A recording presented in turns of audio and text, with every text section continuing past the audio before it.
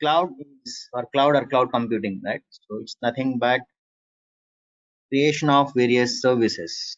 Could be servers, any kind of servers, application server, web server, database server, or anything. You create it over internet,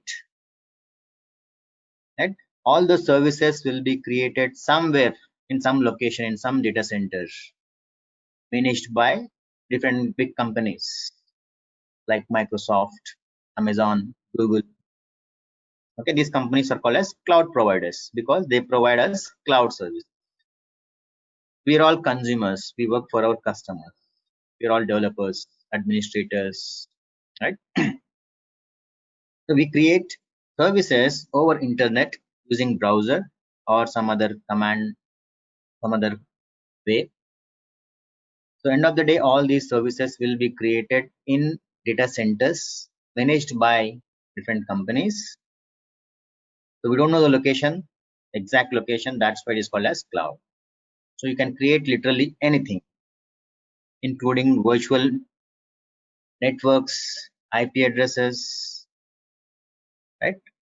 Almost everything you can create over internet. That's why it is called as cloud. And now what is Microsoft Azure? Microsoft Azure is a cloud platform managed by Microsoft. It was earlier called as Windows Azure somewhere 5-6 years back, but now it is Microsoft Azure because it's not just limited to Windows. It also supports Linux and its flavors as well. Okay, so today I will show you what is the difference between developing applications in on-prem versus development of applications in cloud. And I will just take a serverless example. Right now, I was mentioning about serverless, where you can scale automatically, which is not easy in or possible in, which is not possible in on-prem. Right. So we'll discuss about those things. So I will be taking a .NET Core application, .NET Core ASP.NET Core Web API. I already have the working application. I already have created all the services in Azure. I'll just show you. Right. So let me first explain the code in local machine, and then uh, we will discuss the same thing in cloud. Okay. So this is ASP.NET Core 3.1 application where I have two projects. Right. The first one is demo 1.web, right? Though the name is web, but it's actually an API. Okay. So I'm using C# plus Entity Framework core, right? So I have two controllers. One, okay, before that, let me show you the architecture so that it is easy for you to understand, right? Instead of showing the code. Yeah. So this is a typical way that we develop in on-prem, right? Traditional pattern where you have a front end which will be accessed by internet traffic, and this web app or web API or MVC anything directly talks to database. Right? This is very common one. I'm not saying this is the only approach that everybody use, but this is a common approach that many of us use. So web API or web application directly talks to database for retrievals, for creation, updates, everything. Right? Sometimes this is not going to be good approach. Why? Because let's say there is huge traffic. All of a sudden, many people come to the website and create orders. If you take shopping cart an example, people create orders, right? You don't access all pages. Probably orders page is the most busiest page, or order API is the most busiest one because many people order, right? Now, sometimes the capacity that web application and the capacity of database might not be same.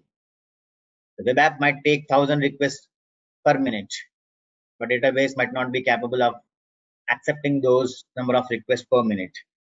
Even if it is capable, then it might be very expensive, right? So sometimes, especially for the scenarios where you expect huge amount of traffic, that to sudden spikes in the traffic, sudden spikes for few minutes, right? In those architectures, in those scenarios, this architecture is definitely not recommended, right? So we are going to discuss about ideal approach now. The next slide. This is called a queue-centric pattern.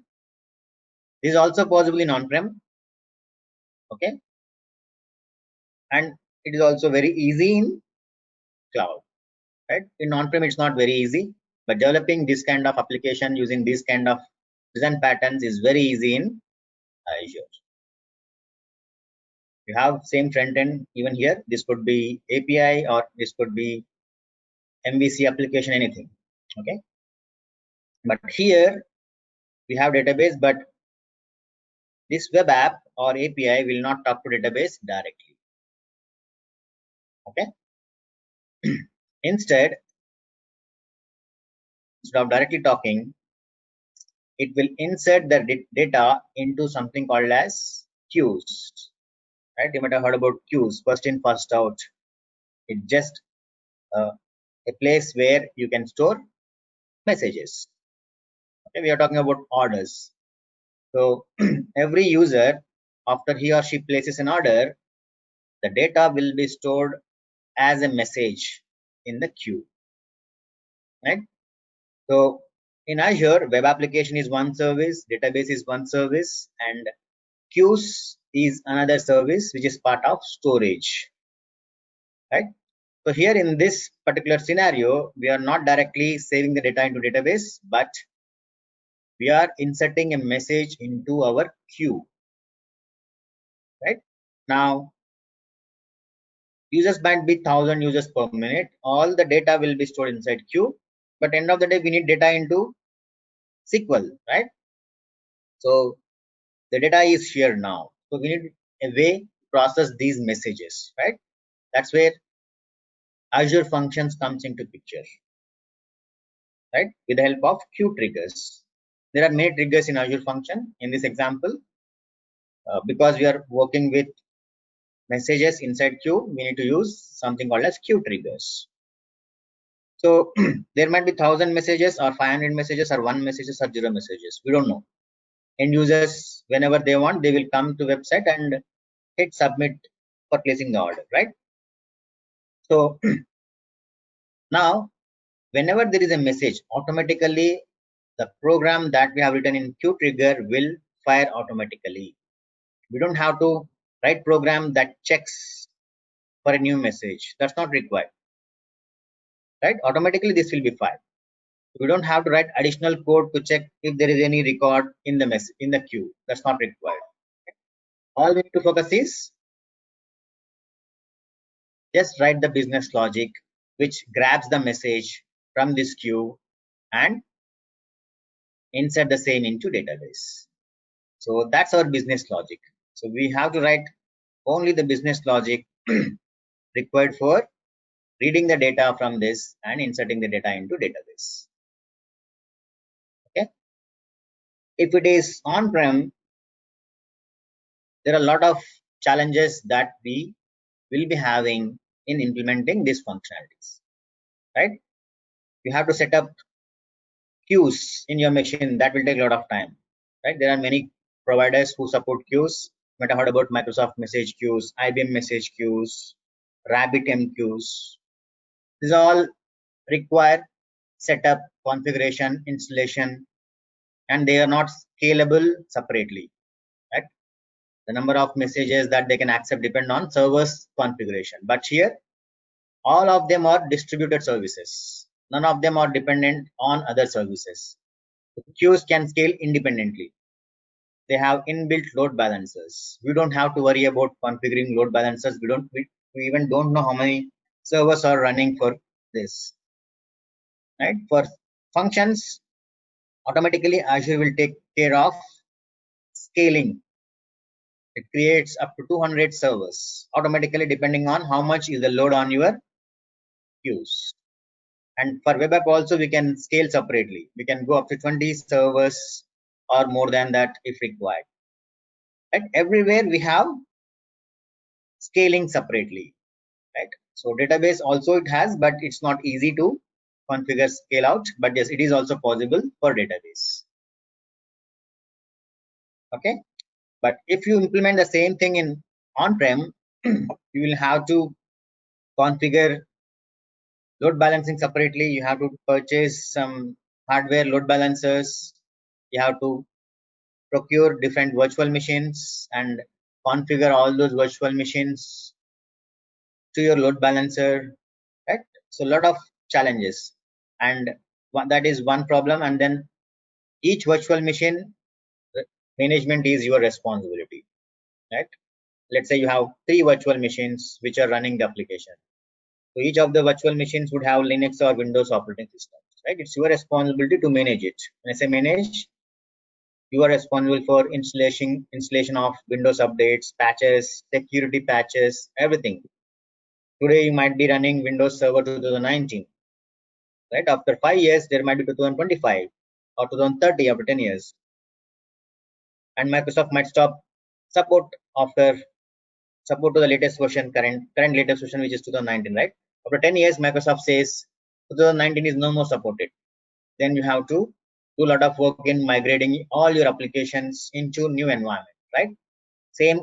Similar work applies even for the servers where you install message queues and databases also.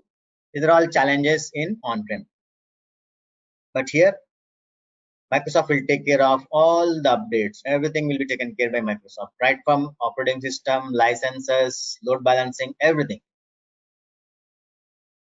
Okay, so let me show you the way we work in Azure. So this approach, the one that I am going to show you is cloud native approach or cloud native development, where still use your favorite programming languages like Java, Python, C Sharp, anything, but you will use these services. Okay, all right. So this is just a web app where you host it. It's not just a hosting platform, but it provides many features. We will be discussing those features in our actual class. We are not going to use any special features now except scaling. We will try to use scaling, how easy it is to enable load balancers. And then this is very native to cloud. Queue messages, we don't have any servers. We will not even see servers. Internally, they might have servers, but we will not even have access to servers where these messages are stored. And this Azure Functions is a cloud native service, which is not possible in on-prem in older ways. But yes, you can also use your on-prem servers for hosting Azure Functions. That's also possible. Right? Database, it's very common, right? Database is also possible in on-prem. Okay, let's understand. I'll not explain every line of code, but I will just explain high level. So here I have two controllers. One orders with entity framework. This is a traditional way of working. And then the second one is orders with queue controller. Basically here I'm using queue centric pattern. So I have configured entity framework, context, DB context, everything is there. Here you see, I have an action method, post action method, which accepts orders of type order and just calls entity framework method called save changes and return some message. So here we are directly interacting with database. Okay, now I already deployed this to Azure. Okay, so let me run this program and see. I'll do a load test on this.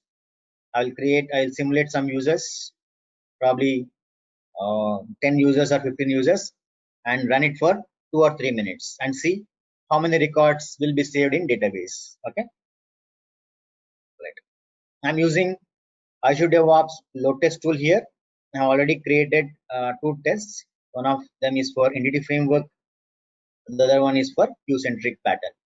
Okay, so let me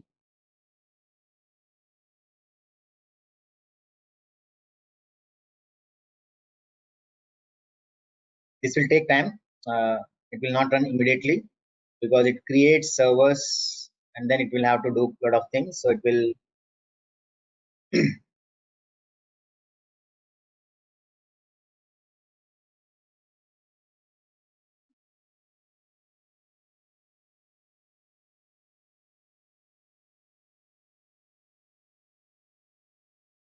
sorry guys, one second. I want to change some settings. So let's change.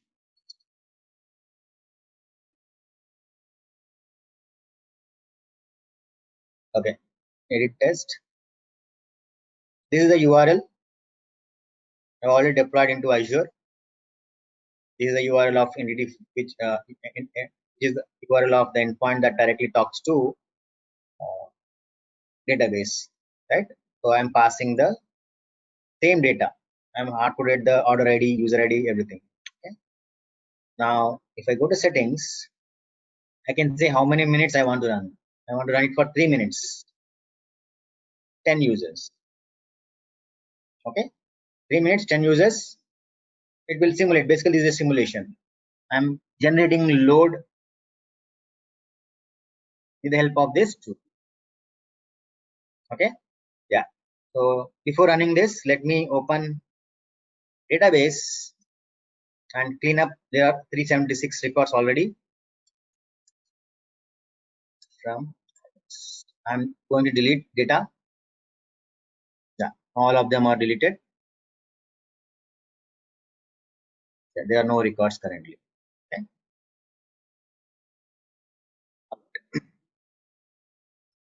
Now before running, let me also open something. I will be moving between browsers, Visual Studio. So please bear with me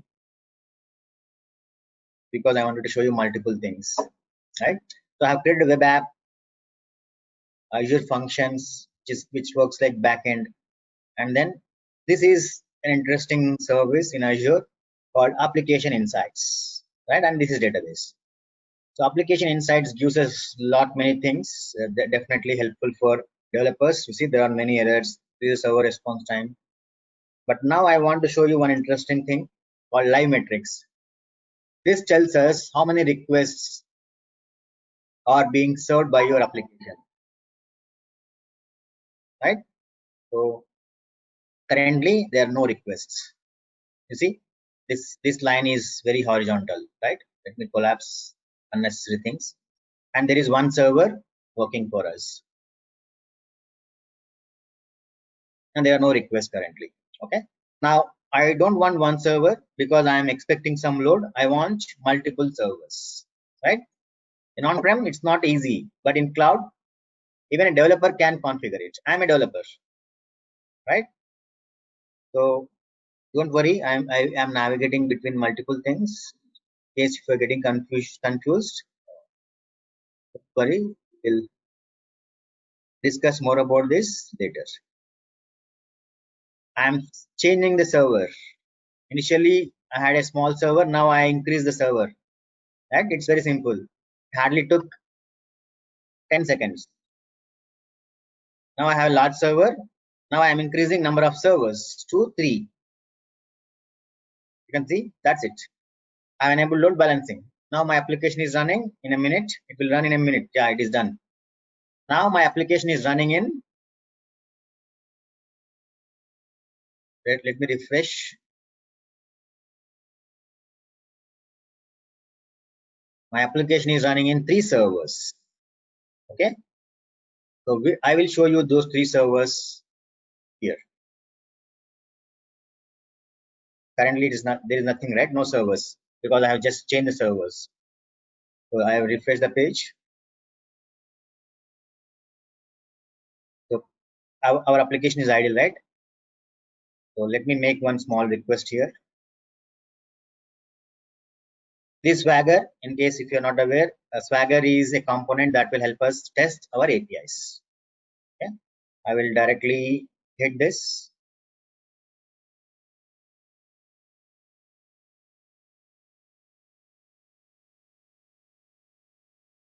This is a very first request, so it will be slow because I just changed the server, so it will be slow. You see, response is 200. Let me check if there is any record inserted. Yes, there is one record, right? And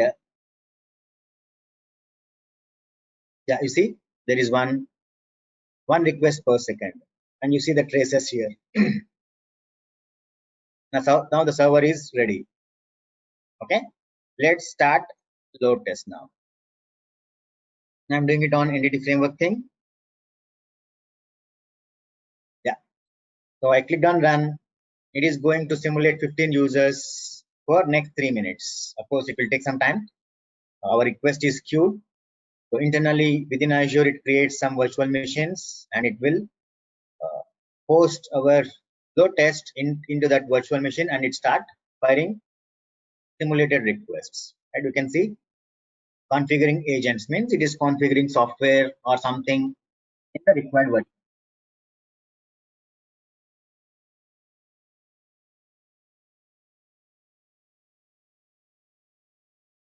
It will take some time. Meanwhile, let me open this. So I have used Entity Framework Core for this. Entity Framework Core and Entity Framework for SQL Server because we are using SQL Server software. And for Swagger, we need to use a NuGet package called swashbuckle.asp.NET. Okay, and then I'm using Application Insights. This is a service where we can get all the exception details, logs, performance details, live metrics, and many other details. You can also configure alerts. There are many advantages of using Application Insights. Right? In on-prem, you might be using Log4j, Elma, those kind of libraries, right? But here it is recommended to use Application Insights. And then these two packages are for working with queues. I did not show you the code of queue, but I will show you that in a moment. Okay, let me check if the status. Yes, it is running. They started already. There are 10 users and the server is able to take 3.9 requests per second and average response time is 1.4 seconds or less than 1 seconds now, right? Let me quickly go here. You can see 10, 15, and because I have configured 3 servers, you can see 3 different servers here. Each of them is having different load because these two are just probably they might have just uh, created. Now this is taking load 2.7. This is not a taking load.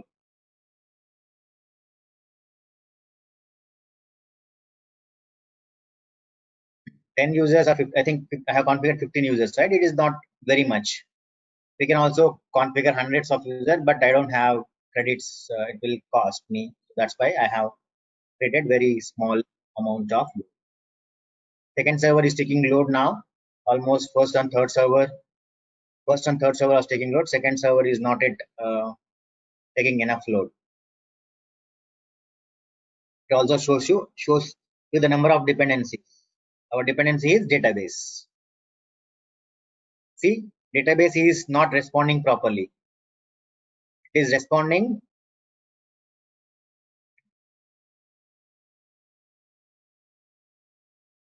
Okay. So now let me go and check the database.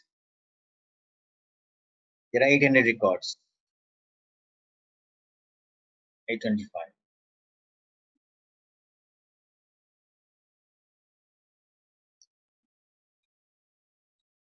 So 2 minutes are over. It will just now you can see the performance because the number of servers got increased. Automatically, response time is minimized, is decreased now. Initially, it was more than 1 second, right? It was 3 seconds. Now it is 6.5 seconds.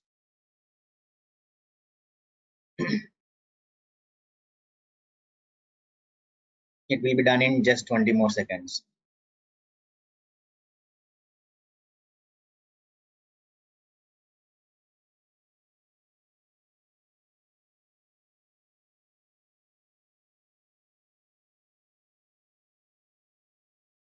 Yeah, it is done.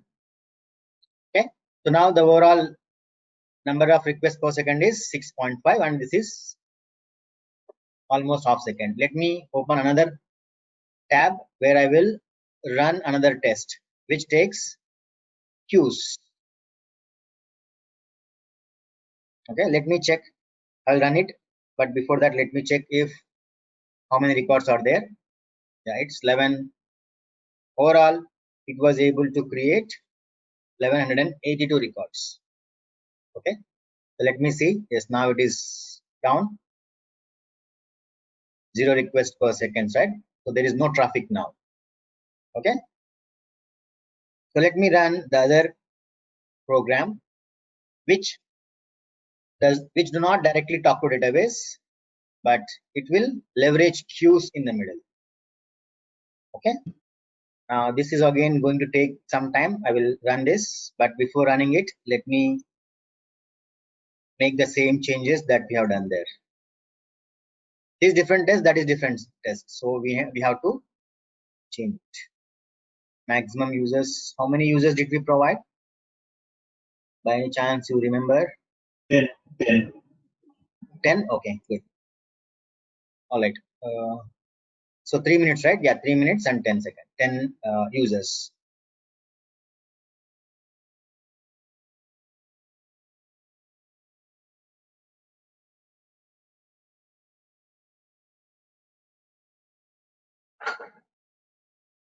Okay, so I am going to provide 10 users even here.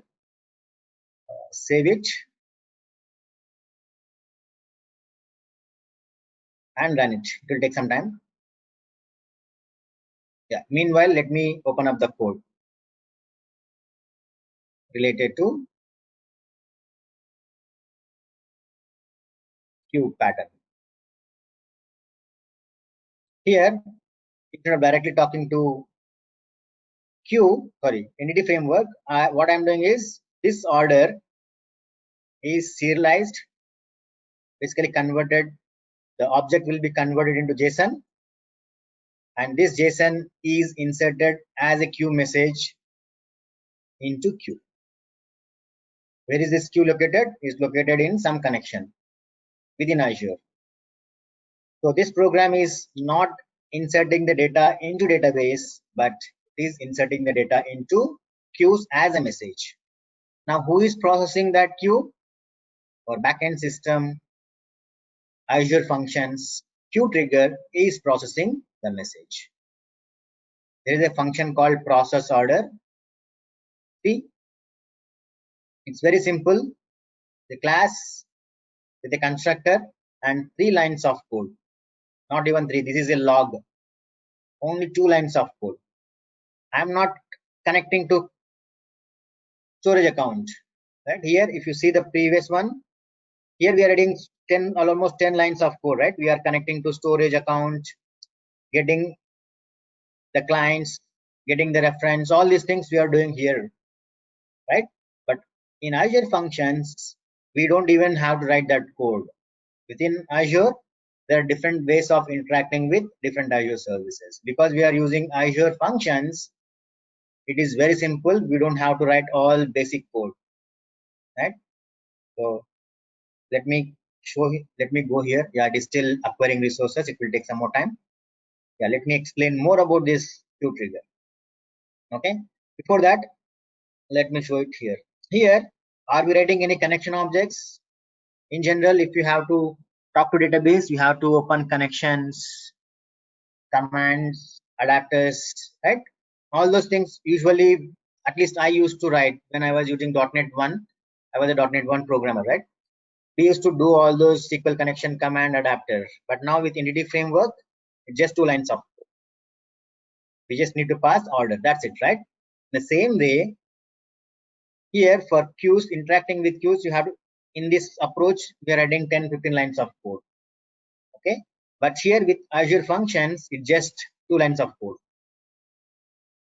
right? So where are we mentioning all connection string details? You can see queue trigger.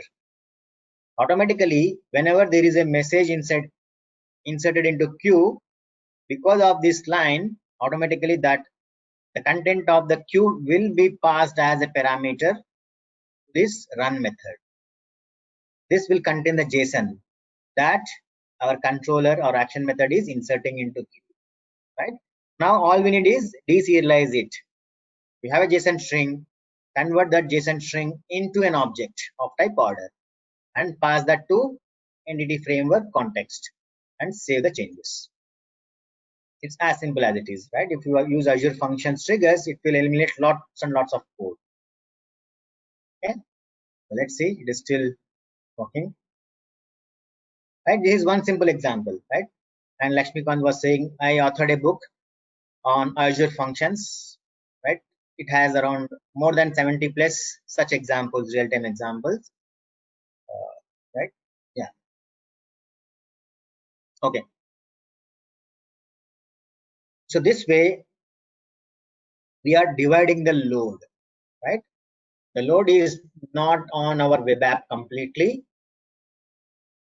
So we are distributing the load. Our web app will only save the message into queues. It is inserting message into queues is very lightweight than inserting the data into database. Database operations are very expensive, but queue operations are not expensive. So web applications responsibility is just to insert a message into queue. That's it. Here Azure Functions will run immediately, right? So definitely there will be load on database. So if you think there is a lot of load on database, instead of queue triggers, you can use something else called timer triggers. We can run that timer triggers during non-business hours to process the data. Okay. In our architecture, we wanted data immediately into database. That's why we have used queue triggers. So in both approaches, traditional approach and this approach, the load on database is not going to be different. It will be same, almost same.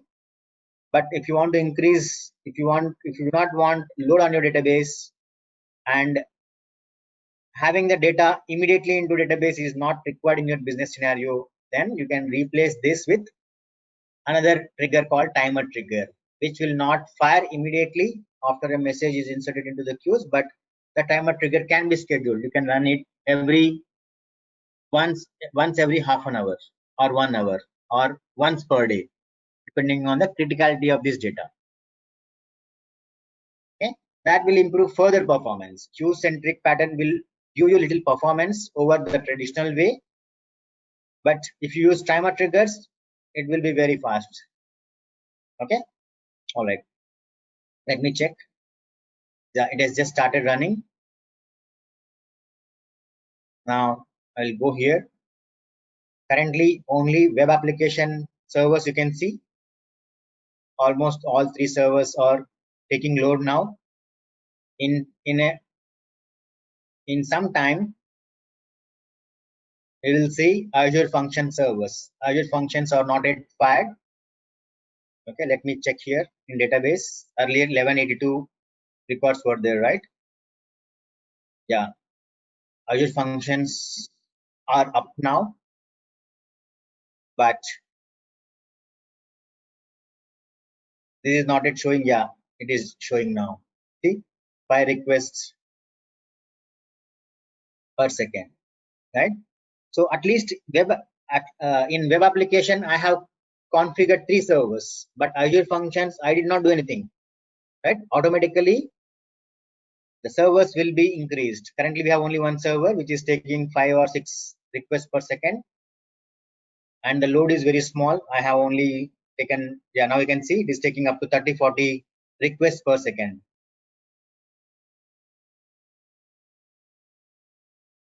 Because web applications do not have much load now. They are only taking 1 or 4.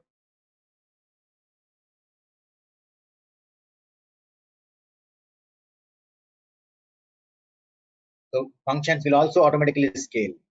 Yeah, now you can see 2 servers. I did not configure scaling for functions. It is automatic. Microsoft will take care of. That's why it is called as serverless. But these are 3 servers for our web app, which we have to configure scaling. I have done this. Remember, I've configured 3 servers here.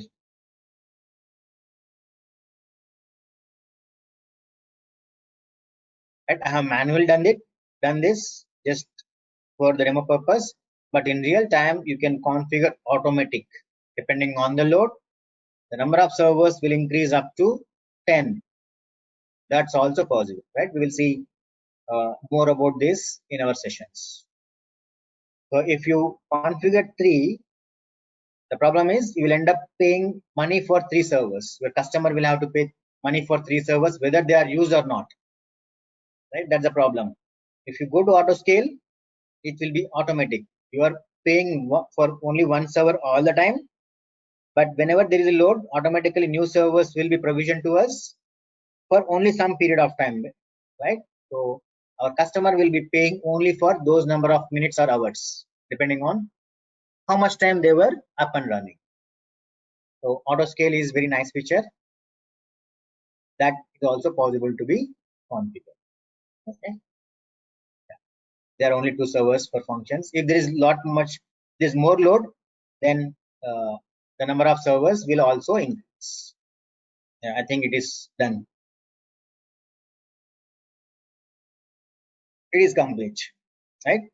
So number of requests per second is 6.7,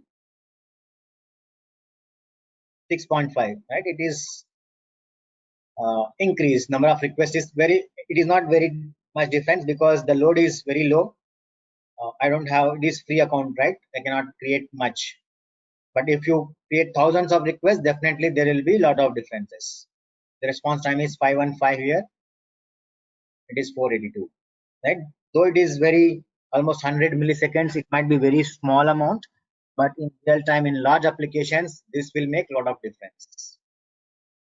And the operations are very simple operations. That's why you see simple difference. But when the operations are complex and the number of requests is much beyond these, definitely we'll see a lot of differences in terms of performance improvement. Okay, yeah, it is done. So Azure functions will automatically go down. After some time, both of them will be shut down. But this web servers will not shut down automatically. It's our responsibility to decrease the number of servers. Okay, that's one problem with web applications or app services, right?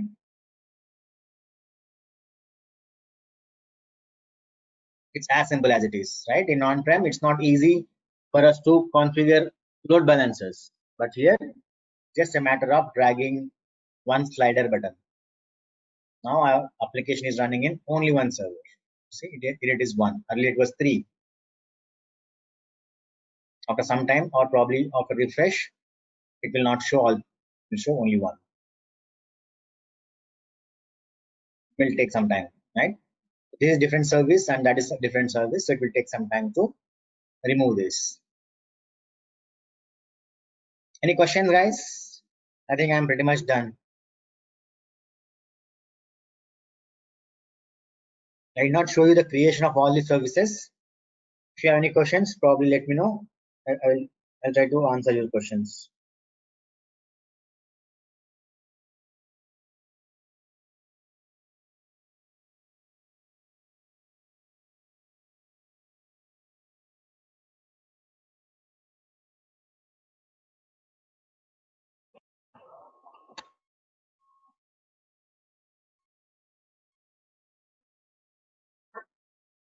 Is there a difference between number of records inserted in a database using these 2 approaches? Yeah, correct. That I forgot to show you. So Narendra is asking how many records got inserted in this approach. 2389 overall. Okay, so select 2389 minus 1182. I think this will give us the record, right? Yeah, 1207. So, right? like using the EF approach, did we lose some records or? Okay, good question. Are there any errors? That's the question, right? So I don't know. So we are not live. I assume that though we are live sitting here and watching this, but if there are any errors, it would have shown here. But as far as I noticed, it did not show any errors. But you can see that in failures. Okay. So there are some 404 errors and 405. Probably these were old. Let me check. In the last 30 minutes, how many errors? There are no errors. Right. Overall, we made 3.62 requests. Right. Let's double check. Overall, how many? 2389 records in database. Right. Overall. So, but there might be different things, right? Before our session also I did something, so it might have included that as well. We can also see performance here. We have two endpoints, right? Again, it is showing all 24 hours. Don't want all old data. So there are three things, right? One, Affinity framework with cubes. This was able to take 1.25 requests, and this was able to take 1.17K requests, right? Which is matching. And these are the requests processed by our Azure functions in the backend. And there will be delay of 4 or 5 minutes here. It may take some time. It is not very accurate all the time. It might take 2 to 5 minutes to reflect all the changes, right? You can see in case if there are any performance issues, right? One, the question was about failures. There are no failures. If there are any failures, we would have seen that in failures. But here we can see performance. For example, let me take this. This endpoint, there are two things involved, right? One, web application, API, and database. You can click on this. There are 1.7K samples, which we know. It is recommended us to see this transaction. See, it also shows us timelines, web requests, server, database. If there are internal components, right? Our web API might be talking to some other API, and that some other API might be talking to database. Before talking to database, it might be calling some key vault. There could be many such things, right? This timeline will show you all the services, all the dependencies, where you can see this one took 2 milliseconds. Basically, it just kind of connection checking, and this operation took 7 milliseconds. So you can see all such details without writing any code. I did not write any special code for this. Right? Azure Application Insights will give me all different things. Now let me also show you something. Failures, right? We don't have any in the last 30 minutes, but there are some old errors. I want to see what the problem. Click on this. There is some problem with this. Right? Show all.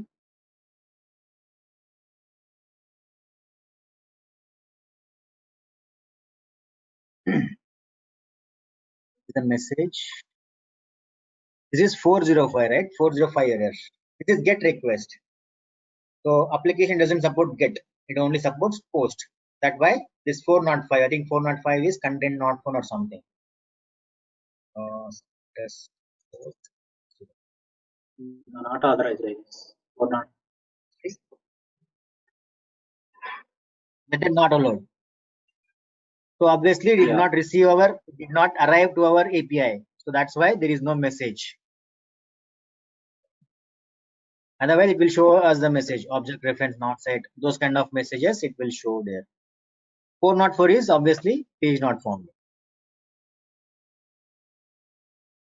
So it's just get method to the root, right? There is no root actually. So there is no home page. That's why it is giving us 404 error, right? And you don't see message, error message. If it is object reference or any .NET message, it will show us the message as well somewhere here. That's how it is easy for us to fix the problems, right? It is showing us top 3 response codes in the last 1 day. Without rewriting any code, it is showing us. So you will understand how many errors were there. When you're working in production, without doing anything, you come here, check the top exception, understand what's the problem and fix it and deploy it. If it is not this in on-prem, I have seen many people using database even now to store all their errors. So it is not easy for them to understand which is the top occurring error. They will have to write a lot of queries, right? So this error also gives you complete stack trace, everything. Okay. Now this is another beautiful thing, right? You can see our application made 2.3K calls to database. The average time it took is 5.9 milliseconds. And you see, this also talk to storage. All that without writing any code. Tomorrow you might have some SSO. You might have an endpoint, separate endpoint for login, right? So everything will be shown here. Of course, there are some limitations. It will not show everything. It will show us HTTP calls, function, storage, database, Cosmos DB. Some 7-8 components will be shown here out of the box without writing any code, but it does not show some other things. Like for example, these are just functions, right? Functions also interacting with database, right? That is not yet captured. So there are some limitations here. So Microsoft is working towards adding those features. If you don't see the default things, if you don't see your requirements in the default application map, you can also write some coding to get that work, right? You can see all different things. Number of variables 0, there is no error. You can see performance of individual things. So all these different inbuilt tools given to us by Azure services will help us increase our productivity, right? We can also alert if it notices some performance issues, automatically there will be alerts which will be sent to us. We can also configure alerts. If you see a 404 error continuously for more than 5 minutes, then automatically you will receive an email. All those you can configure here. Yeah, any questions, guys? I think I am pretty much done.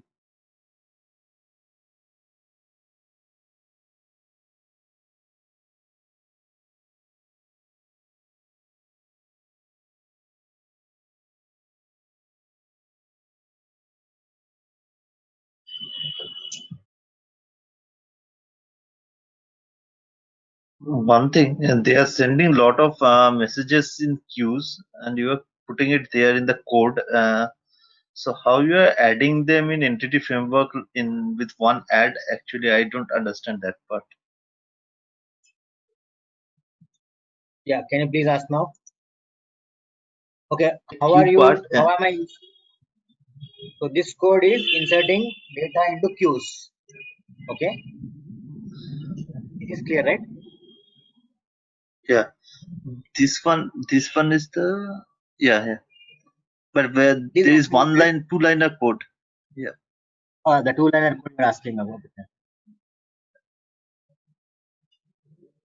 Yeah, you are putting it in the my queue. Then order context is the entity framework context. So how it is adding? I mean, my queue will contain many things. So how they are putting one by one? I mean, my queue if have many Very items, good. how it there? Yeah, It's very good 22 question, line right? number. Yeah, Line number 23, right? 22. 22 or 20. 22. Yeah, good question. So the question is, the queue might have hundreds of messages, thousands of messages. So we are inserting one by one. So how is it happening? That's the question, right? It says add. That's why I asked. That is add. It is adding one by one only. Yeah. So queue is a container which contains messages. Okay. So in this architecture, the sender, which is our web app, is sending messages, individual messages into queue. If it is sending 100 records, then there will be 100 messages. For every message that is created inside this queue, this function will be triggered once. Okay. The input for this function is the individual message. The message can contain anything. In our case, it contains JSON. Okay. So now let me show you in local. I will debug this in local so that you will understand. Okay.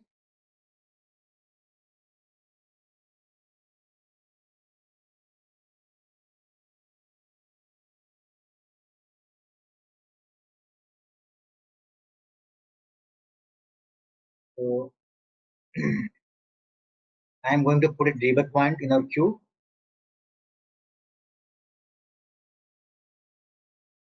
Okay. Now I will also like to show you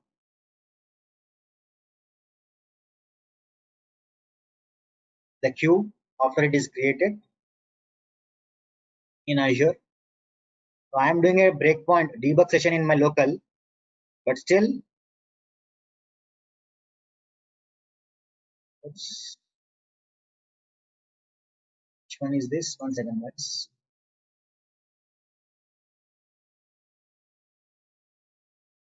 Which there are two storage accounts. Let me check which one I'm using.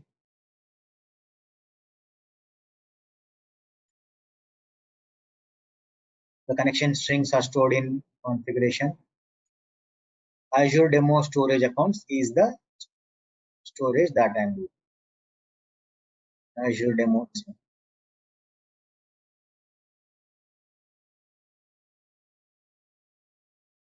So it is empty, right? Basically, Azure Functions will delete the message inside the queue immediately after the processing is complete. Okay? Now I would like to, I pressed F5. I'm basically my web app and Azure Functions will run in local machine. Okay. So this console window that you see is functions and this browser is for API. You are debugging release build of demo 1.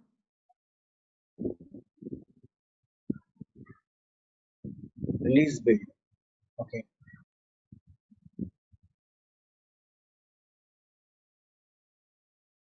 I'm not okay.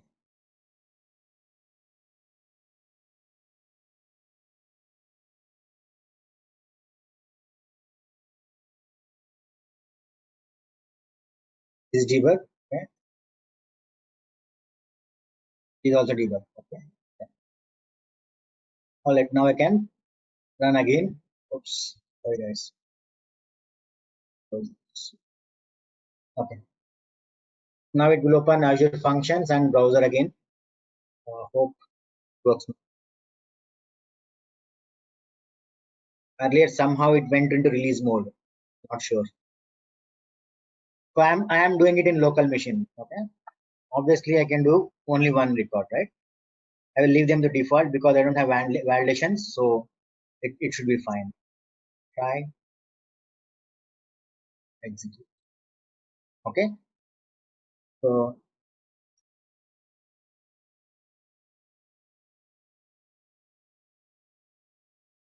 before executing this line, let me see if I have breakpoints here. I have it here. Yeah, message is added successfully. You see, message is there here. Now I press F5 or continue. See, automatically Azure function got triggered. Why? Because this connection string is pointing to Azure storage account. So internally, when you run this program, Azure function program, it will have the code of polling the Azure storage account to see if there are any queues. So if it finds any queue, automatically it will trigger this. Whether you are running it in local machine or in Azure, this will happen automatically. Okay. Now what does it contain? It contains a JSON string.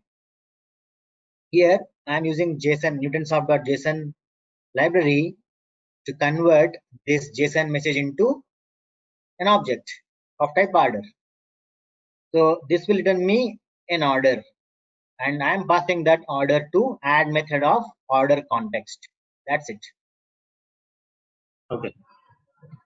Now it is saved. So in that way, thousands of messages when your API inserts, for every message that is inserted into queues, automatically this will be triggered. If you are talking about inserting 3000 messages into queue, this would have fight for 3000 times. Is that clear? Did I answer your question now? It's clear. Sorry? Yes? Yeah, it is clear. Okay. Yeah, others guys? What is the storage capacity of the queue? Like Okay, how many good messages? question.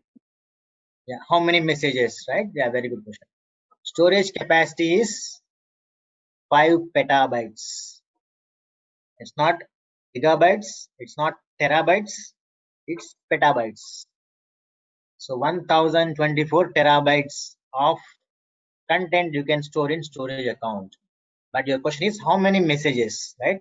There is no Yes. limit because the individual message size would vary, right? So you can go up to 5 petabytes. It might be some trillions of records. I don't know. Okay, there is no limit in terms of count, but in terms of size. So each storage allows you to store 5 petabytes. And you can create 250 storage accounts in one subscription. I have created 2 storage accounts, right? Yes. In that way, you can create 250 storage accounts of this. And each storage size is 5 petabytes. That's the scalability that you will get in Azure. In on-prem, I doubt if you get that size. Right. I can't. You have to have hundreds of servers, thousands of servers in on-prem if you want that scalability. You will end up purchasing a big building or multiple buildings to set up all those servers, right? But here we don't need to worry about all those because Microsoft will take care of all those. We will only need to use whatever we want and pay. And these storage are reliable.